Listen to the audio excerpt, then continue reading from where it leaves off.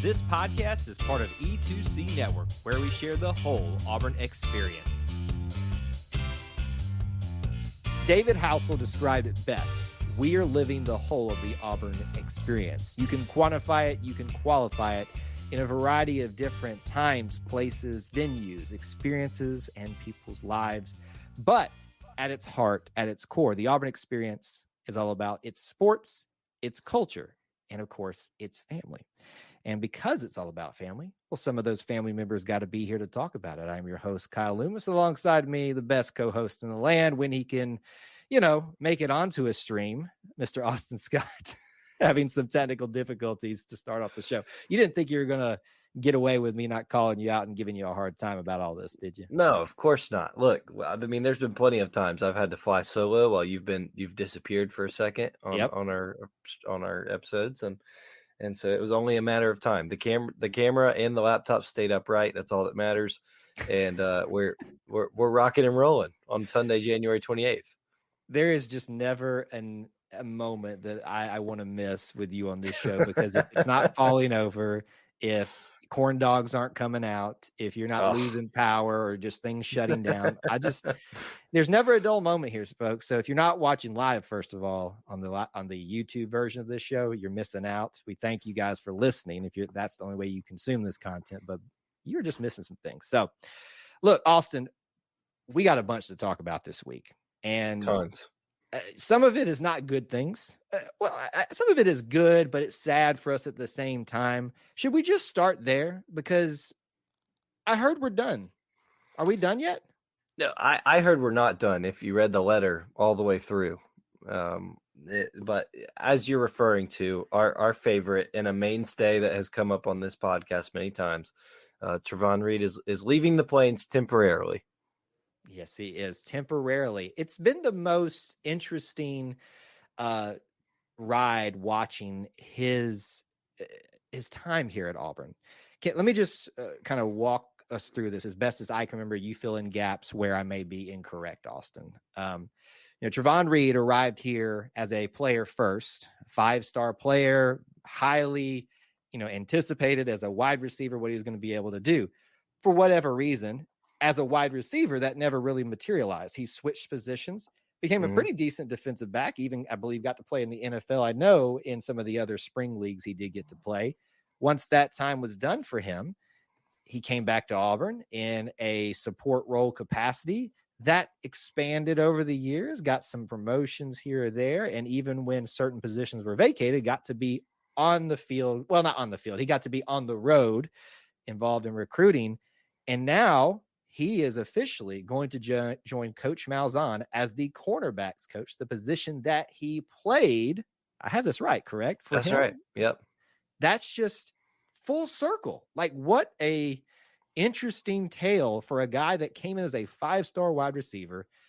It didn't necessarily worked out maybe the way he had planned, but going back to where he got this started with Coach Malzahn, getting his first true assistant coach job. I'm so happy for Travon. Yeah. But I'm also very sad for us too. Oh, I mean, it is the ultimate bittersweet moment. Travon, if you listen to him talk about his journey to Auburn, a Louisiana guy through and through, one of those top prospects out of Louisiana that decided to leave the state. That does not happen very often. And came to Auburn and found a whole new definition of family in the Auburn family. And like you said, has had a wild road that led him, back and forth to Auburn, being in Auburn every now and then ultimately having a position with the staff and with the team that he drew him here in the first place. And now he and his family are headed to Orlando. I'm super excited for him. We've talked about it on this show before through a very, very weird connection. Travon and I got to know each other through some local radio, believe it or not. And we have been able to stay in minimal contact since and just keep up with each other. But this is an opportunity that is well-deserved for him. He is what he has been chasing, and I couldn't be more excited for him. I do not think that this is Travon Reed's the end of him being in Auburn, and I think that this is a stepping stone for him to be able to take a bigger role with Auburn football one day. That is a guy who loves Auburn and bleeds orange and blue. and the epitome of what it means to be fully immersed in the Auburn experience and fully be captivated by the Auburn family. So I'm proud of T. Reed. I'm excited for him. And hey, you don't have to give me another excuse to watch UCF football. Well, you've got another one if you didn't want it. And listen, I'm just happy that he's left the door open for an opportunity to come back. But we just want to wish congratulations to Devon. Happy for you, happy for your family. And of course, we hope we're not done yet with you too, sir. Let's talk about some others news. This is it's sad news in terms of how the week is gone. We're going to wrap this as quickly as we can. A lot of bad things happened for Auburn basketball this week. It started off great. The jokes just wrote themselves as the game began in Tuscaloosa. The lights came down. Austin actually was the culprit behind that. Whoa. Allegedly, supposedly, this is reportedly, may or may not have. I mean, I'm just saying 2 times now, E2C members have been in Tuscaloosa in January and shenanigans happened. Shenanigans did happen. I'm just saying. After that point, it pretty much wasn't a great showing. Auburn loses to Alabama. And then just has a miserable game against Mississippi State, dropping 2 on the road. And Auburn Twitter, Auburn social media has lost their ever-loving mind. When your head coach is having to issue a tweet basically addressing the sentiment around the team, folks, if you're part of that sentiment, you're part of the problem. I'm just going to say it flat out. You need to take 2 chill pills. Did the team perform well this week? No, absolutely not. You've heard us talk about that. But I'm just saying, folks, have a freaking chill pill. I'm sorry. I just had to get that out there. Did I say anything that's untrue? No, sir. They asked for it. You delivered. And yes, I delivered something, and I'm trying to not deliver too much more if you catch my drift. Thoughts on a frustrating week? A frustrating week. Like you said, I was in Tuscaloosa. That's something a few of my friends and I have done annually now. And that did not go well. It's your fault. It's your fault. I wouldn't go that far. It's your fault. I don't think I had a whole lot to do with it, but I did cause a bunch of havoc up in the stands. I was very respectful most of the time and very very a good, I don't even know the word I'm trying to say. I didn't get into too many shenanigans, but we represented Auburn well. We were sad that it didn't turn out our way. And the Mississippi State game was just, I think you said, just frustrating. It's hard to believe they even took the lead late, but they did. Auburn, I'm saying, and still just could not find a way to win. This team, I want to stress though, and this is echoing Coach Bruce Pearl, it is very hard to win on the road in this league. Very hard to win on the road in college basketball. You seen the graphic? Yeah, top 10 this week. It's absolutely crazy. So all the Chicken Littles out there with their orange and blue Auburn shirts on, let's calm down. I don't think they got orange and blue shirts on. They look, folks. Just here he goes. Here he goes. Okay, I'll stop. You go ahead. I already, well, no, I won't get into that. But it's gonna be okay. It's gonna be okay. We get Vanderbilt this week at home. The boys, no one's more excited to be back in Neville Arena than those players. So it's all gonna be fine. Just trust. Look, Kyle, do we ask people to listen to the head coach press conferences? I do. Do we tell them that it is very important to listen to the head coach press conference? It's, you've got 2 very honest coaches that will tell you what's on their mind, sometimes to their own detriment. It's not coach speak. They're being very honest. And Bruce Pearl said last week, this team is not top 10 worthy. We are overranked. His team proved him correctly. He did. And so I didn't it's want okay. to either. I didn't either. But it's okay. And so this is the time. Everybody's worrying about, did we peak too early? Well, this is the time to figure out things, and then peak in March. Yep. So everybody just calm down. If a bad stretch has to happen, happening now, it's the best time to do it. So yes, we'll leave it at that. More basketball discussion, I'm sure, on our next episode, because hopefully we have a lot more happy things to talk about. Let's keep the bad vibes rolling here as Crotchety Old Men's segment comes out very briefly here about the changing Auburn landscape in terms of what it actually looks like downtown. Now, folks, when I say this news, he's getting his sleeves rolled up about this. Are you fired up about this? This is local resident. This is time. This is my biggest crotchety old man area. Prepare yourself. Wow. When I say this news story, folks, you're going to be like, what's the big deal? I mean, you probably never been there, but you've seen it. It's part of the picturesque view of downtown. The Auburn aesthetic. Hardware has been there, like 40 something years, maybe longer than that. 40 plus. And it has been, it's on the, I'm going to give a poor job of on a map. If you're looking at Toomer's Corner, like literally at the corner, go to the right towards Little Italy, all that. That's where Auburn Hardware is. It's going to be closing within the next month officially, and will be eaten up. And I'm assuming, I don't know if this is written out in a press release or anything like that, but turned into more shopping space, upscale shopping space with probably more apartments up there. I will let Austin go now. I'm going to just sit back out of the blowback zone.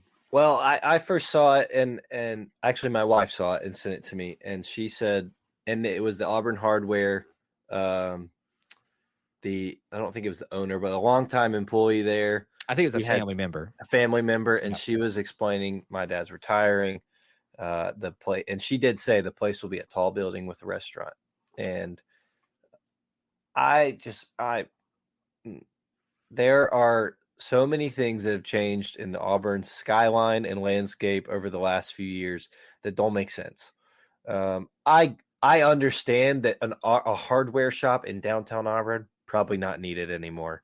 Probably not something that's going to that generates a lot of business outside of it being kind of the another gift shop or another memento place to buy, which is where Emily and I are going to go. We are going to go to Auburn Hardware and buy some things that we can show our boys one day and have in this room I get to call my collection of space here.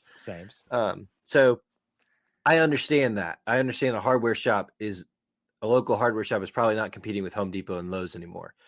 However, I think we just really need, there doesn't seem to be, I just don't need, I'm rambling, but I don't need to get into certain things. A tall building with a restaurant underneath is probably not what I would pick as what downtown Auburn needs anymore, especially when you need parking for that tall building and a restaurant to go in, and there's already a lack of that. Nonetheless, we keep building tall buildings, and we keep deciding to make Auburn not a lovely little village, and it'll still be that in our hearts, but things are changing, and that is the decision of people that are, I'm not going to say more important, but I'm going to say in higher roles than I am. And so yes, I will continue to enjoy my little village, but it's just sad. I'm very sad to see. I'm a nostalgic person. I don't like a lot of change, and Auburn has just been rapidly changing. The scenery and the aesthetic downtown has been rapidly changing for a few years now. Yes. And it's just unfortunate to me. I'll admit, I didn't go to the hardware shop very often. This is a bigger topic to me. Yes, it's a launch point for a bigger issue for you. Correct. But I am sad to see Auburn Hardware go, and I'm looking forward to getting in there and getting a few knickknacks. Change is inevitable. It doesn't take away from the sting of things like this. And I understand some of the pushback on this, and unfortunately more will be coming as Auburn continues to grow. But with growth obviously comes a lot of good things, so we'll see if we feel better about it down the line. But for now, we'll miss things like the Auburn Hardware shop, so just want to give them a little bit of a shout out. I think honestly that's all we have time for at Auburn Potpourri, but folks, we left some other things, even like some breaking news for some other programs that we just don't have time to talk about, because we got to get into some good things. We got some fun conversations coming up for you. One, we're going to talk about the video board that's pretty much officially going to be announced soon. And then finally, Austin, we are going to do Mount Rushmore. Finally. All coming up right now. Let's talk about renovation. We just got on a big harp session about how change is inevitable for downtown Auburn. I'm not going to get you stirred up again about that as an Auburn resident. But I think one thing that everybody agrees is that Jordan-Hare Stadium is due for some significant upgrades. Now, we did have some additions in terms of seating down below, some very high premium experiences that worked out. They brought the stadium capacity up above 88,000. So now we can start sporting that and trying to memorize that all in our heads now. But true, significant improvements, additions are probably in order. Let me start there, Austin, before we get into our news story about this. And it's around this announcement that's probably coming later this week. Do you truly think that Auburn needs to be expanded? Renovated, yes, but expanded? Jordan-Hare Stadium? Yes. I'm sorry. What did I say something wrong? You said Auburn. I was like, I don't know where we're going with the city Auburn of does Auburn. need to be not expanded, probably much more, because it's going to not be the lovely village anymore. Now I'm going to get you going again. Jordan-Hare, keep it there. Jordan, you asked if do I think Jordan-Hare needs to be expanded? Expanded. Keyword. No, I don't. Look, that's a tricky thing. I don't think it needs to be expanded. I keep seeing people saying, well, with the topic we're going to get into, this is opportunity for them to build an upper deck and we can get to 100,000. I don't think Auburn Jordan-Hare Stadium needs to be 100,000. That's one of those things. It's just a nice round number that we all want to do, and we compare ourselves to other. It's a cool club to be a part of, right? Cool club. Does the capacity of a stadium matter the most? I think you have a basketball arena that proves that right there, because I was just in one that is giant and it's terrible until Auburn comes to town. So, no, I don't think it needs to be expanded, because I recognize the last few years have been a little rough, but the sellouts are constant in Jordan-Hare Stadium. The atmosphere is constant. It is always a hard place to play.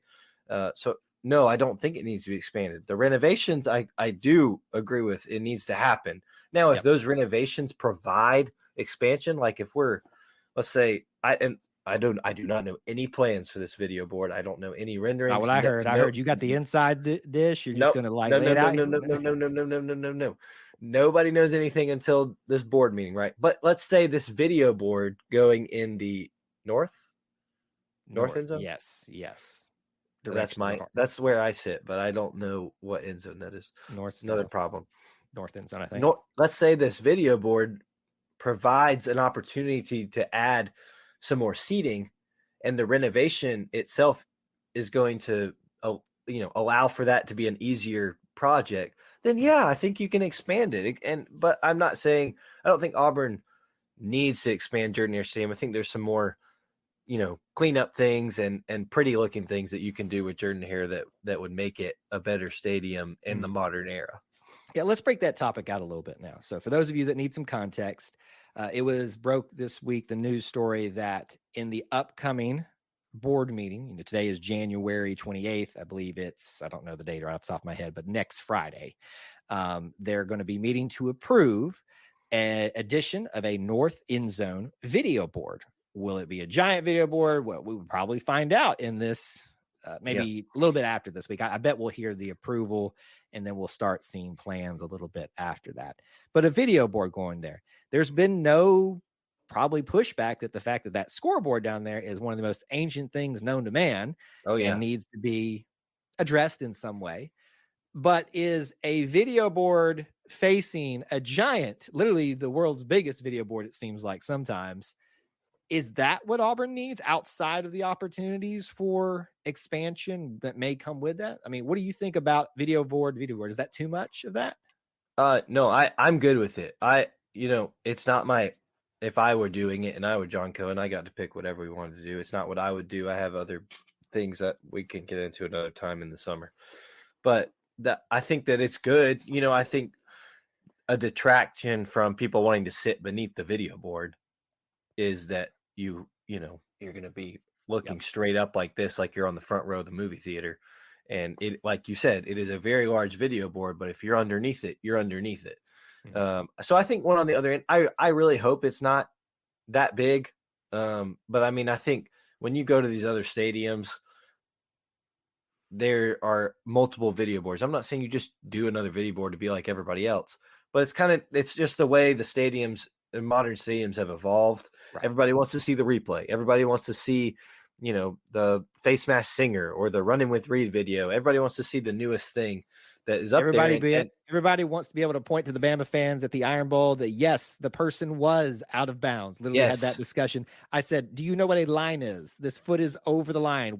How are you even arguing this with me? I'm sorry. Go ahead. Here he goes. Yeah, sorry, you're on it tonight. I am a little bit. And so I think it is, I hesitate saying it's necessary, but I think it is a very good improvement and a very beneficial addition for the stadium. And we just got done talking about how we're nostalgic people. in a sense, I'm nostalgic that the old video board's going away because it's been there for so Yeah. long, and it's a picture of my childhood of seeing it. Same with the old video board before the giant one. Like I have many memories looking at that and the pictures next to it and the things like that. But I think this is a needed change that is probably good for the benefit of Jordan Hare Stadium and Auburn football. Will it add things as well with the video board, like Yeah. seating and premium club things? That's something I'm really interested to see. What my hope is what this video board provides is the foundation to add, as we kind of hinted at, Yeah. expanded seating, extensions of certain elements that provide more seating, maybe premium options, you say. And who knows at that point, if you can get Auburn up to, or Jordan Hare Stadium up to a little above 90,000, I'm That's where good I'm with at. that. Me I too. think 95,000 is the max that Auburn's Jordan Hare Stadium needs to be at, Me too. because if you're just reaching for the sole purpose of 100,000 without it naturally happening, I feel like that's being a Bama person, It's a little, it's just priorities where I don't think they need to be. It's not that important. Kyle, my big question to you, because this is what everyone's asking. Okay. And they're all asking, what's Kyle Loomis think about this? Do you want an upper deck in that north end zone? I don't want an upper deck. I want upper seating. Does that make sense? I'm not asking for a full deck to be across. I've looked at it 1,000 times. In my mind, virtually, maybe I may or may not have run some things out, some programs just to see what it might look like. Of course, AI and all that kind of stuff. There are some views I've seen that I like. There are some I don't.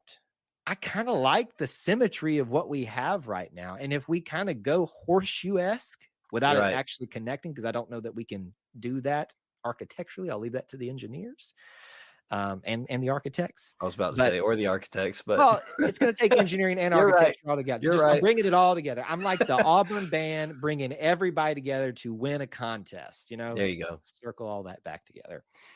I think that I would like something up there. Me too. And we could use a little bit more seating. It's not a requirement. I think we can make it without it. But in the same token, let me ask you this, because this is what they're asking Mr. Scott all this week, is what I was told. If I'm going to make their dreams come true, go ahead. Believe it or not, I was actually. I did. I was talking about that today earlier. If you know, you know, folks. In terms of renovations, because this would be a renovation in a sense, even though they're going to be adding a new video board. Is this the renovation that Auburn needs most? Now, what do I mean by that? I'm talking about facilities. I'm talking about not just football. Football, just football, like football facilities, stuff like Jordan Hare, bathrooms, walkways. I think, again, we complimented them last week. Rhett Hobart and his team, and there's too many of them to name to give all the credit to, but the whole team have done a great job maximizing what they can at Jordan Hare, and I'm sure they're going to do it again this year. But is this where the money should be spent? On a video board, as opposed to other things that Jordan Hare needs to expand, renovate the experience, as we're about here? What do you think? I'm going to say no. I'm going to say I have two. I'm not going to go long, but I have three things that I would prefer happen before this. And one of them is like just for like to look pretty. And this might, and because they're doing a video board, this might have to be later because there's going to be a whole bunch of mess when you put a new video board. My first thing is handrails up the steps. Yeah. I'm clumsy. I see other people that are clumsy and other people that do things throughout the day to make themselves clumsy that handrails would be useful. My second thing is I'm anti-bleacher. I would prefer we get, I call them movie seats. I don't know. So you're asking for a full replacement into bucket seats, whatever they're called now. Bucket seats. The seats in the arena. That's what I would, those are the two things I would be like 100% needed. Do it now. I think those both modernize. The other thing is I've always wanted to brick the whole thing. Brick the whole thing. The exterior? The exterior. I'm good with, I like the concrete. I think it looks after time and after some good pressure washing. but especially that north end zone. I hope that maybe this is part of that, the video board. Oh, Is that exterior kind of steel look. Maybe we close that in and brick it a little bit. That would be my 3 things, but in that order. That's a good point. And I didn't think about that till you said that. But remember when they put the big video board up, that was opportunity. And they threw some banners up on it, but it was an opportunity to change the facade of the outside of Jordan Hare. And like it or not, it at least gave us something kind of new and modern to look at with the addition of functionality. So I think to maybe wrap all this up, our take on it collectively, and I think we speak a lot collectively for the Auburn family here, is we're happy about it. It seems like the first step into something more. We're just hoping that there's going to be more that comes along in terms of expansion, renovation. But the point is that things are starting to be addressed. And that is what John Cohen has been known for at Mississippi State, is improving facilities. And that we assume is the big reason he got the job. And it seems like that's taking place. So we will now watch. We will wait, assuming after we just had this big conversation and they're going to approve it in the upcoming board meeting.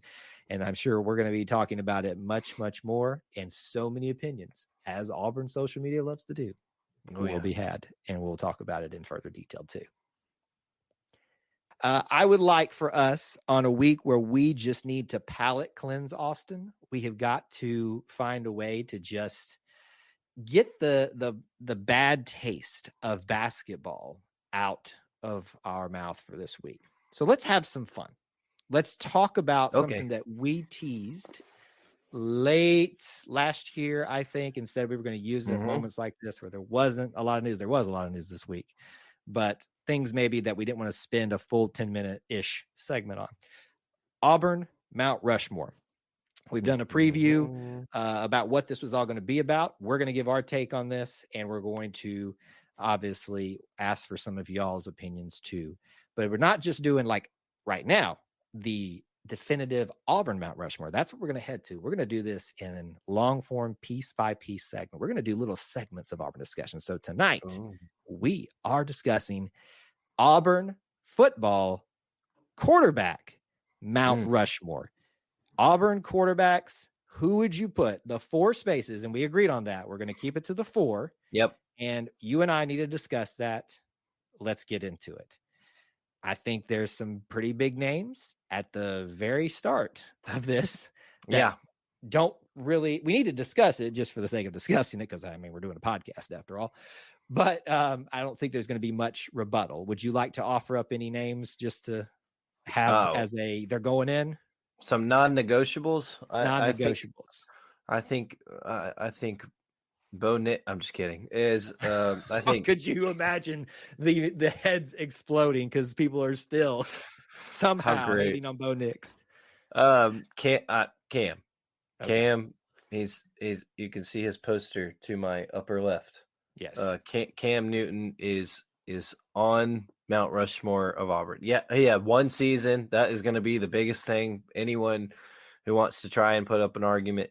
No, 14-0, Heisman Trophy winner, first pick in the draft, unprecedented season, the best season by SEC quarterback, period.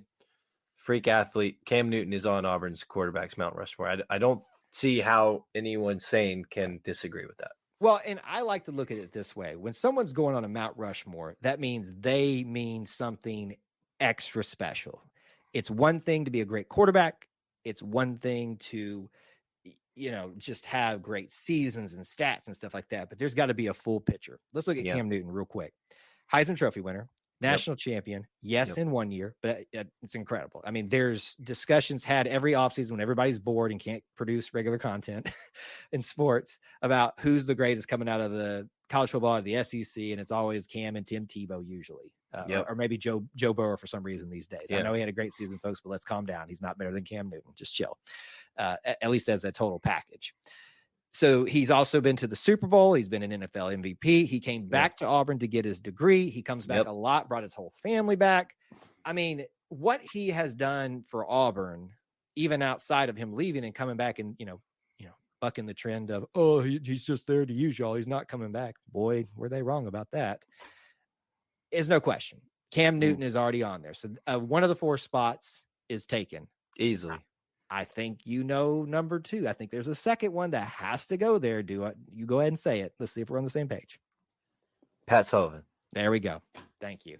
I mean, same reasoning, right? A historic name in Auburn athletics, Auburn football history, a Heisman Trophy winner. No, were his stats as good as Cam Newton? No, look at the era. Look at the different style of play back then. It doesn't matter. And we have seen his impact on the state of Alabama, his impact on Auburn athletics, all the way up until the day he died. And so Pat Sullivan is 1,000% still on that Auburn quarterback Mount Rushmore list. Yes, I agree. I think he's got to be there. If you really want to get your emotions going, I think it's hard to find actually, but maybe not. Just search Pat Sullivan Heisman Trophy speech. And the way he talks about his team and stuff like that with such simpleness, and I don't mean that in a weird, like a derogatory way or anything, but just plainness in terms of just giving credit where credit is due outside of himself. He was it seemed like to me from outside looking in, a very pleasant, great individual outside of the game. And I think that came through in his Heisman Trophy speech. So national championship winner, part of one of the best duos, wide receiver quarterback duos at Auburn, Heisman Trophy winner, our first Heisman Trophy winner, came back and coached at Auburn too.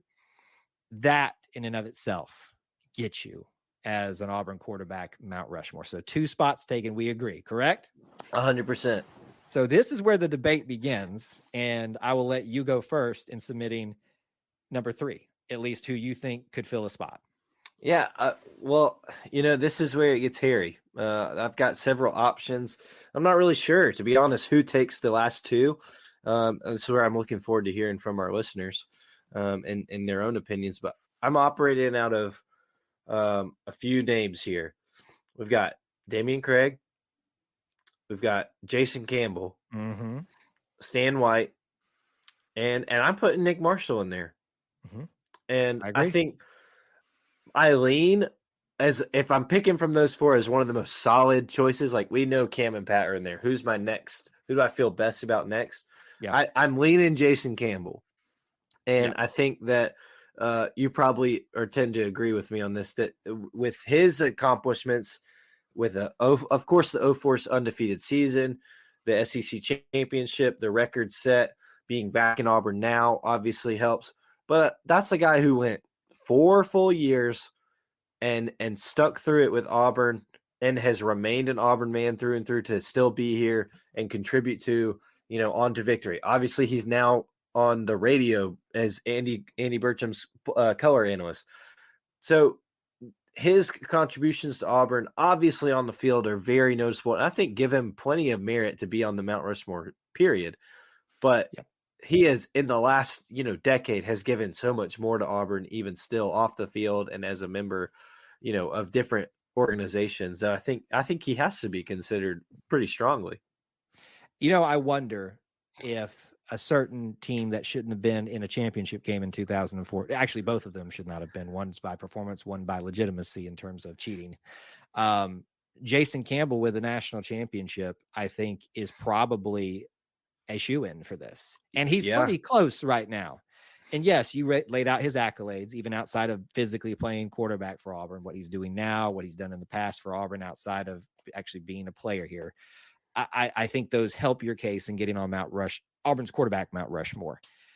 I'm not going to really fight you there. And I don't think that we're going to get a lot of pushback from that either, but there are some pretty good candidates that we should at least round out. And I know I actually thought about this one, but I'll reference one of our viewers right now. Randy Campbell should also be in a discussion about this. To me, I would probably put Randy Campbell and Nick Marshall in the same category. It's kind of like almost honorable mentions, meaning they have a case to be had there. And maybe somebody may be able to make a better case for them. I don't know. But you also got names like Damian Craig. You got names like Stan White, and kind of similar story of what he's meant to Auburn, even after being a quarterback as a color commentator too. So I don't know. Let's put Jason there kind of in a spot and say he's probably going to be there. We'll leave it a little bit open. If you're going to push for a 4th one, though, who are you going to take? I think it is hard. I think I'm going with Stan. The all-time passing record at Auburn still. And then you mentioned, he still has all the accolades off of the field of what he gave to Auburn, but also a longtime starter at Auburn University. Big wins in the late 90s, some things when things were, there was some turmoil around the program back then, stuck through it, still, racked up the yards. And that's a record that has lasted a long time now. We're coming on 30 years. So I'm thinking I'm going to go with Stan White. Coming into tonight, I didn't know which way I was going to lean, but I think I'm going with Stan White.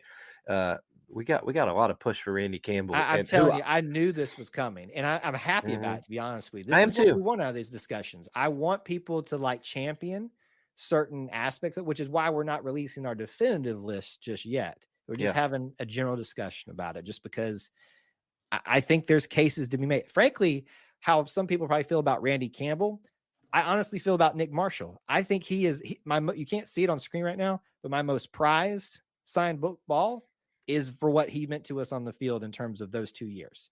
Nobody ran the Gus Malzahn offense better than Nick Marshall. Bo may have been able to. Won't open that sore tonight because we opened up a lot of other ones. But there you go. Stan White, I think, is a great option there too, in terms of taking a 4 spot. I think Damian Craig and the success that he had, and seeing as part of the Pat Dyer, I think there's a lot of good options to fill those other 2 spots. I think Jason's probably going to fill that 3rd spot.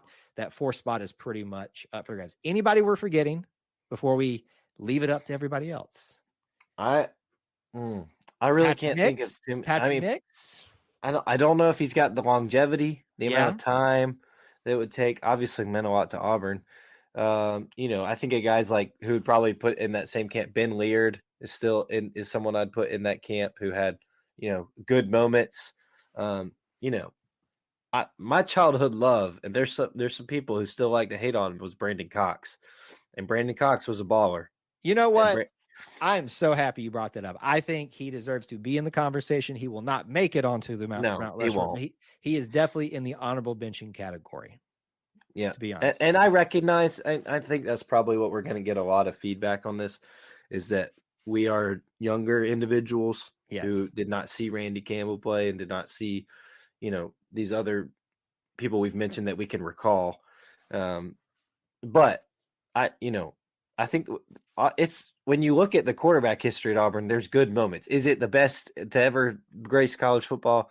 No, in terms of talent and accolades, no. But there's more there than people think.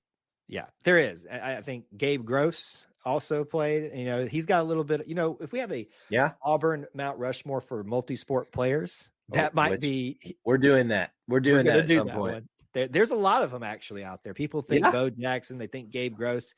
There's some recent ones that I'm going to throw out to you. One, Noah Igbenogany for track and field and stuff like that. But anyway, Auburn quarterback Mount Rushmore. We have had our discussion.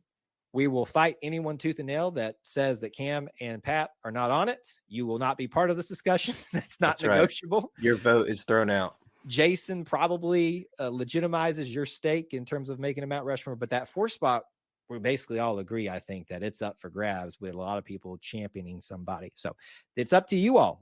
Let us know what you think. We'd love to hear your feedback on this. If you're watching this in a segment on social media, you can post in the comments, tag us, one of us individually or E2C Network this week when you're watching.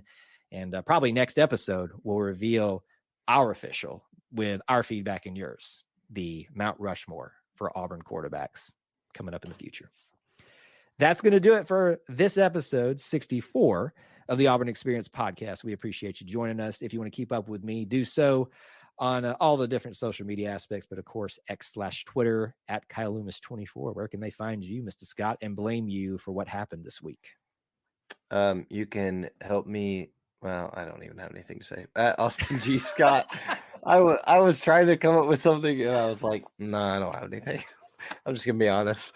It's been a week, hasn't it, buddy? But You can better believe it. I was raising all kinds of problems when those lights were out. I was asking how poor this program is, how broke this building. I was at just letting them have it. Listen, I said it on our social media accounts. I said, man, it's a tough scene in Alabama when even the lights are in the transfer portal. I mean, gosh. That's a good one. Well, I mean, dadgum, I was just, how broke is this place? I mean, poverty programs, right? Y'all just need to ask Ryan Williams for an IOU since that's where all the money went. Anyway, Austin G. Scott, where you can find me. Give me some content. I'm happy to say any and all jokes. But yeah, I mean, Kyle, it was just disappointing. That's all I got to say about it. I'm going to get him stirred up again. So before we do that, let's get out of there. Hit us up. Let us know about that Mount Rushmore topic. We appreciate you all hanging out with us this week on episode 64. So we talk to you again. War Eagle. War Eagle.